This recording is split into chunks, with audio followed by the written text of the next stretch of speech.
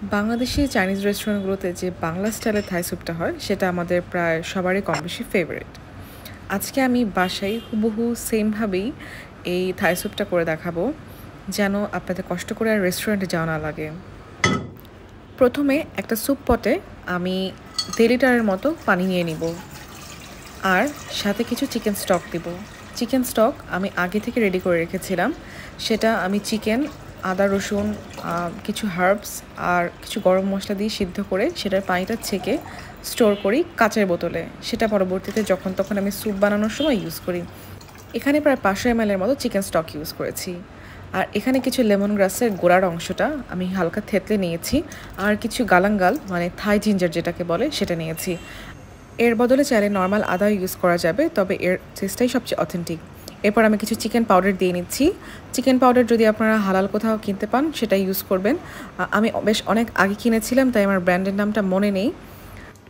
এরপর আমি ছোট ছোট করে কেটে রাখা কিছু চিকেন পিস দিয়ে দিচ্ছি। এই পরিমাণটা আপনাদের পছন্দের মতো দিতে পারেন। এই সময় চাইলে আপনারা এখানে শ্রিম্প অ্যাড করতে পারেন। আমার হাতের কাছে আজকে শ্রিম্প ছিল না, তাই আমি শ্রিম্পটা অ্যাড করিনি। এরপর আমি লো ফ্লেমে কুকিংটা করব। লো ফ্লেমে কুকিং করার কারণ হচ্ছে লেমন গ্রাস আর গালাঙ্গাল থেকে যে ফ্লেভারটা আসে সেই ফ্লেভারটা এই লিকুইডে মিক্স হয়ে যায়, যেন আরও সময় নিয়ে যেন এই ফ্লেভারটা বের হয়ে আসে। তাই আমি লো ফ্লেমে প্রায় 10 থেকে 15 মিনিটের মতো আমি ঢাকনা দিয়ে জাল দিব। এবার আমি ঢাকনাটা খুলে গালাঙ্গাল আর লেমন গ্রাসের যে গোড়ার অংশটা আমি জাল দিচ্ছিলাম সেটুকু একটা স্ট্রেনারের সাহায্যে আলাদা করে নিব।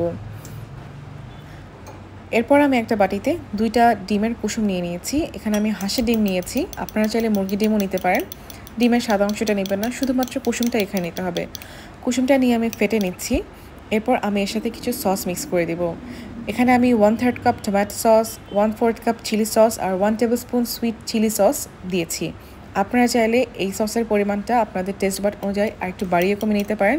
এই সসটা আপনারা পরবর্তীতে চাইলে আরও অ্যাড করে নিতে পারেন, বাট শুরুর দিকে এই ইনিশিয়ালি এতটুকু দিয়ে আপনারা বাকি কুকিং প্রসেসটা করে নিতে পারেন। কুসুম আর সসের মিক্সটা এখন আমি ঢেলে দিব। ঢেলে দেওয়ার সাথে সাথে এটাকে নাড়তে হবে, না হলে এটা চাঙ্ক হয়ে যাবে। এরপর আমি এতে কিছু স্লাইস করে রাখা মাশরুম দিয়ে দিচ্ছি। মাশরুমটা কিন্তু থাই স্যুপের জন্য one of the main ingredients. এরপর আমি এটাকে আরও কিছুক্ষণ নাড়বো এবং মিডিয়াম টু হাই ফ্লেমে আরও কিছুক্ষণ কুক করে নিব। এরপর আমি এতে 2 টিস্পুনের মতো গার্লিক পাউডার দিয়ে দিচ্ছি। এরপর আমি আরও কিছুক্ষণ নাড়াচাড়া করব। তারপর আমি লেবুর রস, এটা আমি কিউব করে রেখেছিলাম ফ্রোজেন করে, সেটা দিয়ে দিব। আর কিছু কর্নফ্লাওয়ার যেটা আমি পানিতে গুলিয়ে রেখেছি সেটাও মিক্স করে নিব। এটা হচ্ছে থিকনেসটাকে বাড়ানোর জন্য। আপনারা যদি একটু থিক কম চান সেটা আপনারা আপনাদের পছন্দ মতো কর্নফ্লাওয়ারটাকে কম বেশি দিয়ে নেবেন। এরপর আমি এতে কিছুটা কাঁচামরিচ আর লেমন গ্রাসের যে উপরের অংশটা সেটা দিয়ে দিব।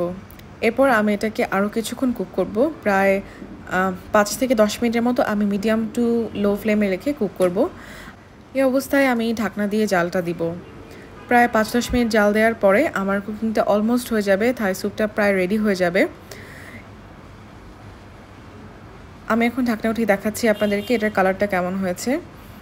ভিডিওতে হয়তো কালারটা প্রপারলি দেখাতে পারছি না, তবে সামনাসামনি কালারটা একদম রেস্টুরেন্টের মতো হয়েছে, আর টেস্টটাও একদমই রেস্টুরেন্টের মতো হয়েছে। আমি একটু বাটিতে এটা সার্ভ করে নিচ্ছি। এভাবে যদি আপনারা বাসায় রান্না করতে পারেন তাহলে আপনাদের মনে হবে যে রেস্টুরেন্টের টেস্ট একদম ফেল। বাসায় তো আপনি এর চেয়ে বেটার রান্না করতে পারেন। তো একবার ট্রাই করে দেখুন, বাসার সবার সাথে শেয়ার করে দেখুন। আই ক্যান গ্যারান্টি যে সবাই এটাকে অনেক অ্যাপ্রিসিয়েট করবে। Thanks for watching the full video.